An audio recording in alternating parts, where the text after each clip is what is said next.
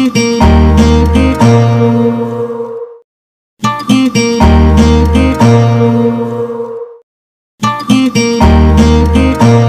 चलो शुरू करते हैं आज क्या एरिया ऑफ ट्राइंगल।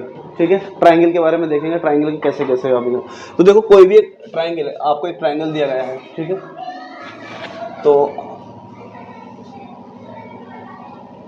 रैंडमली कोई भी एक ट्राइंगल है। ठीक है, कोई भी एक ट्राइंगल, अगर आपको ट्राइंगल का एरिया निकालना है तो इसके लिए फॉर्मूला आपके पास होगा,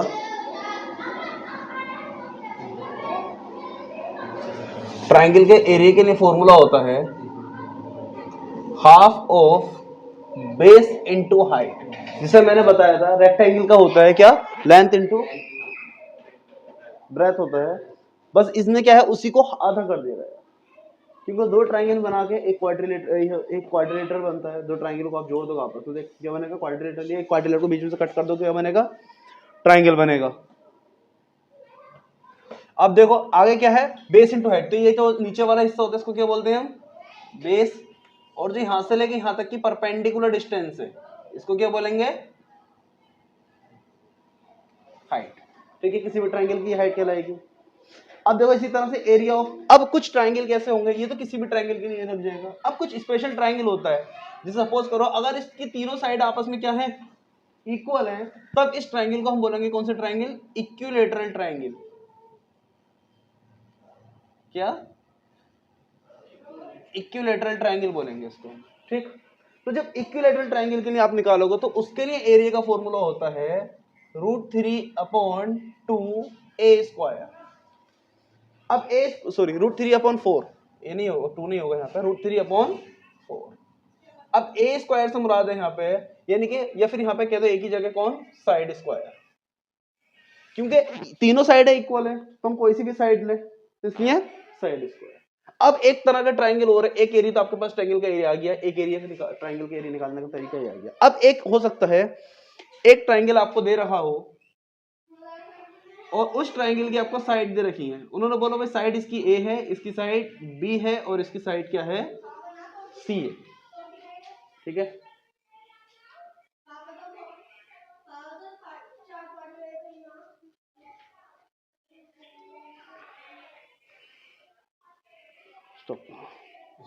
स्टॉप।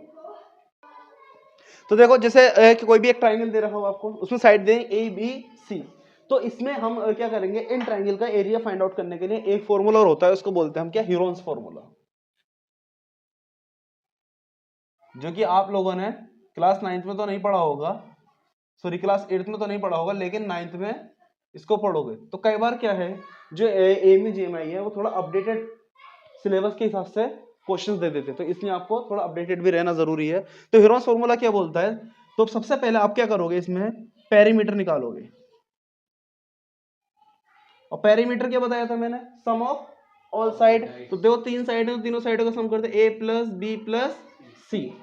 लेकिन हीरोस फॉर्मूला में आपका यूज होता है सेमी पैरामीटर, तो इसके लिए क्या करना है, आपको तीनों साइडों का सम करना है, A plus B plus C dividing by, A plus B plus C dividing by 2। तो अब देखोगे एरिया के लिए फॉर्मूला यूज करेंगे, तो area it's equal to under root of S into S minus A into S minus B and into S minus C. तो ये तीसरा फॉर्मूला एरिया निकालने का इसका ये। ठीक है, तो ये तीन फॉर्मूले हैं आपके पास किस किस के लिए, एरिया फाइंड आउट करने के लिए। तो देखो एक फॉर्मूला ये, एक फॉर्मूला ये और एक फॉर्मूला ये। अब देखो ये तो एक ऐसा फॉर्मूला है जो हर एक ट्राइंगल पे लग जाएगा, ये भी हर एक ट्राइंगल पे लग सकता है, लेकिन ये वाला जो फॉर्मूला है ये सिर्फ और सिर्फ स्पेशल ट्राइंगल के लिए, जिसका नाम क्या है, इक्विलैटरल ट्राइंगल है। ठीक, इक्विलैटरल ट्राइंगल है कौन सा ट्राइंगल, वो ट्राइंगल जिनकी तीनों साइडें आपस में क्या होती हैं, इक्वल होती है, इसीलिए उसको क्या कहते हैं, इक्विलैटरल ट्राइंगल बोलते हैं। ठीक, अब देखो नेक्स्ट है हमारा, अब नेक्स्ट टॉपिक क्या है, सर्किल। तो उससे पहले इस पे एक क्वेश्चन देख लेते हैं। अब देखो क्वेश्चन क्या, मैं एक रैंडम क्वेश्चन ले रहा हूं खुद से। क्वेश्चन लिया कि find the area of triangle, find the area of triangle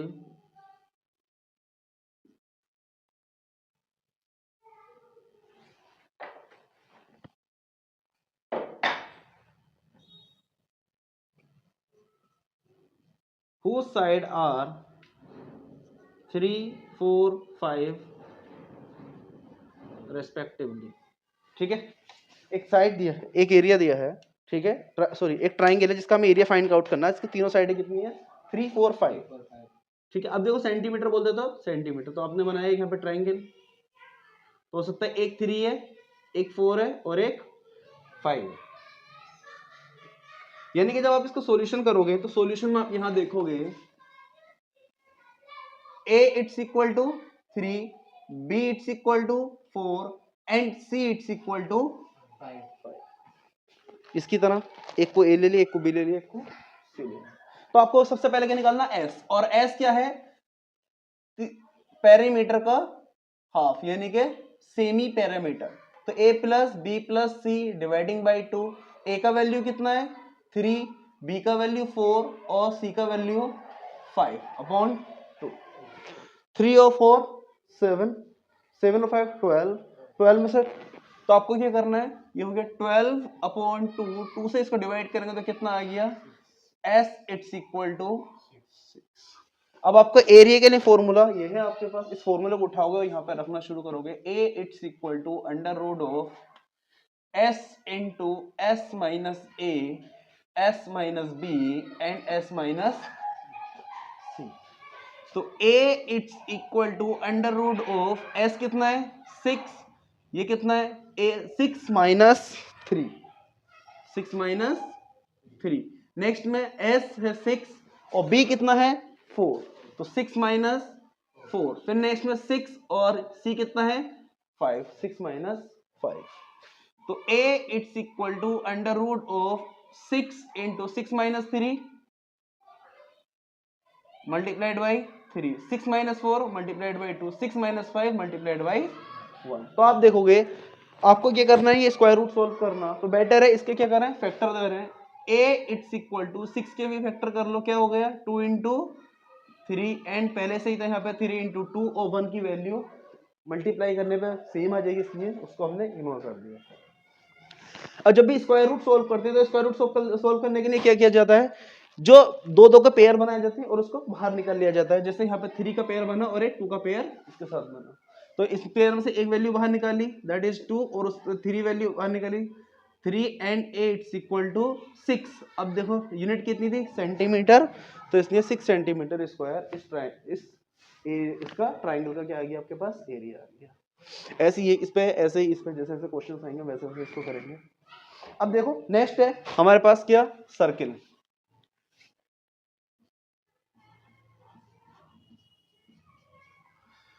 circle, ये आपके पास सर्किल है, ठीक है। तो अब देखो सर्किल में क्या होता है? सर्किल में का एक सेंटर होता है, ठीक है, जो बिल्कुल बीचों बीच में होता है, और उस सेंटर से लेके जो सर्किल की बाउंड्री होती है उस तक के डिस्टेंस को हम बोलते हैं क्या? रेडियस।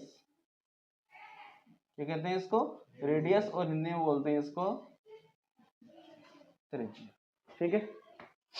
अब देखो आपको क्या करना है? अब सर्किल का अगर आपको क्या फाइंड आउट करना?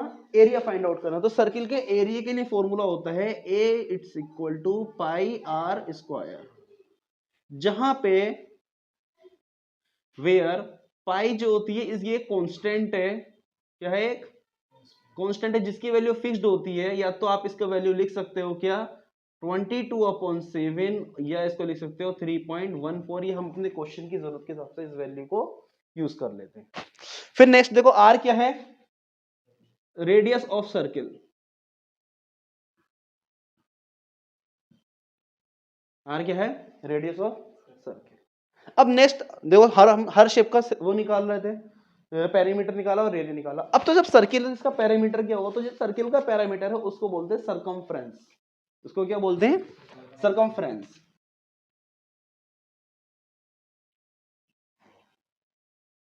तो सरकमफ्रेंस इक्वल होता है किसके? 2 पाई आर के। सरकमफ्रेंस किसके इक्वल होता है? 2 पाई आर। 2 पाई आर, ठीक है। तो ये हो गया एरिया, ये हो गया सरकमफ्रेंस। क्लियर यहां तक? चलो अब नेक्स्ट, तो सर्किल किससे जुड़ी सारी चीजें हो गई। एंड देन सर्किल के बाद अब देखो सर्किल के अंदर कुछ इसके वो भी रहते हैं कुछ पार्ट्स, जिससे सर्किल का सेक्टर का एरिया निकालना या इस तरह के अलग अलग, जैसे सर्किल है, सर्किल के अंदर ही हमने क्या क्या लिया, एक सर्किल है यहाँ, एक सर्किल लिया। अब देखो जब सर्किल की बात कर रहे हो तो सर्किल के अंदर दो रेडियस के बीच के एरिया को हम बोलते हैं क्या, सेक्टर। आपको सर्किल दिया गया है और उसके में दोनों रेडियसों के बीच के एरिया को क्या कहा जाता है, सेक्टर। अब अगर आपसे क्वेश्चन कहते हैं भाई इस सेक्टर का एरिया फाइंड आउट कीजिए, ठीक है, क्वेश्चन क्या कहते हैं, सेक्टर का, ये जिसे कहते हैं कि भाई एक पिज्जा है, पिज्जा ऐसे होते हैं और पिज्जा में स्लाइस कटी हुई है, तो बताइए भाई एक स्लाइस का एरिया कितना है, अगर ऐसा पूछ लिया जाए तो उसके लिए कौन सा हम इस फॉर्मूले का यूज करेंगे, ठीक है। तो इसके लिए फॉर्मूला देखो क्या है,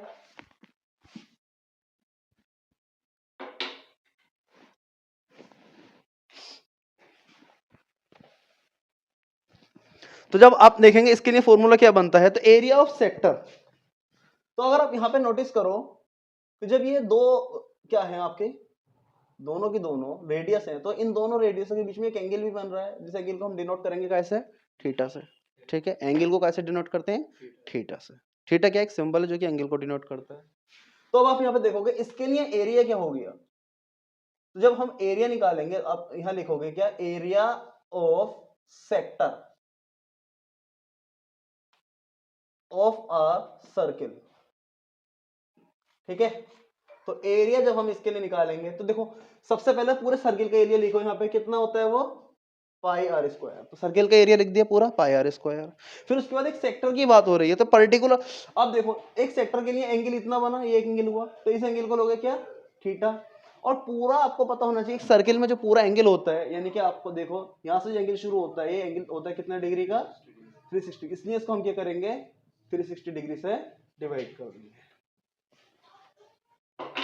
क्या कर देंगे इसका 360 डिग्री से डिवाइड कर देंगे, तो इसका क्या आ जाएगा, एरिया निकल जाएगा, ठीक। तो यहां पे लिखो where theta angle between two radius, तो क्या है ये दो रेडियस के बीच का एंगल है, ठीक। अब इसी तरीके से तो अब देखो इसमें वो माइनर पूछे या मेजर पूछे, तो अब इसमें सेक्टर दो बनते हैं, इस सेक्टर को बोलेंगे हम क्या, मेजर सेक्टर, क्या बोलेंगे मेजर सेक्टर। सेक्टर तो ऊपर वाला भी बहुत बड़ा सेक्टर है, और छोटे वाले को क्या बोलेंगे यहाँ पे, माइनर सेक्टर, ठीक है। माइनर यानी कि छोटा सेक्टर। अगर आपसे क्वेश्चन जैसा पूछ रहा है उसके अकॉर्डिंग आप इस पे वैल्यू निकाल लोगे, और अब कैसे निकालनी है हम इस पर क्वेश्चन करेंगे तो क्लियर हो जाएगा। अब देखो नेक्स्ट दिया है सेगमेंट,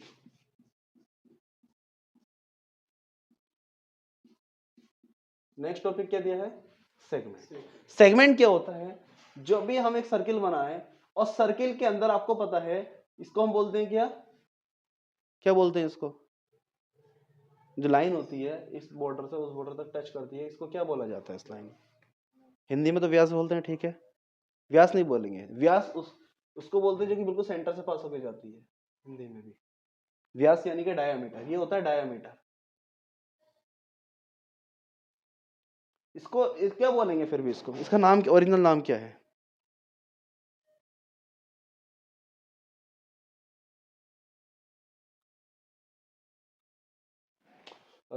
वैसे तो हिंदी में इसको बोला जाता है जीवा,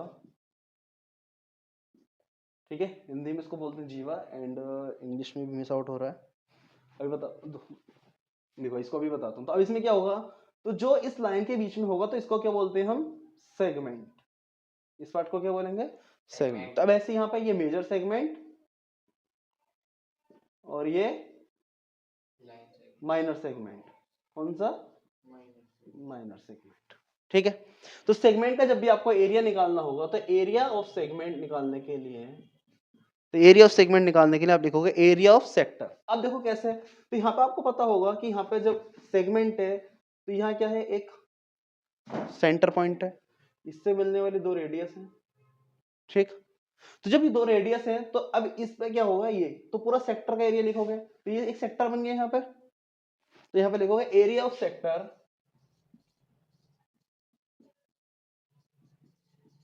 माइनस, अब सेट क्योंकि आपको इतना एरिया निकालना था तो क्या कर दो इनसे, ये ट्राइंगल का एरिया माइनस कर दोगे, माइनस एरिया ऑफ ट्राइंगल। अब देखो अगर मैं इसको नेमिंग कर दूं, यहाँ पे क्या है, इसका नाम दे दिया हमने ए, इसका नाम दे दिया बी, और ये है ओ, ठीक है।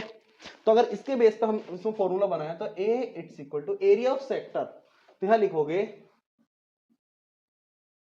Area of sector O A B, O A B sector का एरिया पूरे का, एंड माइनस एरिया ऑफ किसका, area of triangle O A B, O A B. तो ओ ए बी में जो ट्राइंगल बना है उसको माइनस कर दो, तो ये हो गया इसका सेगमेंट का एरिया, ठीक है।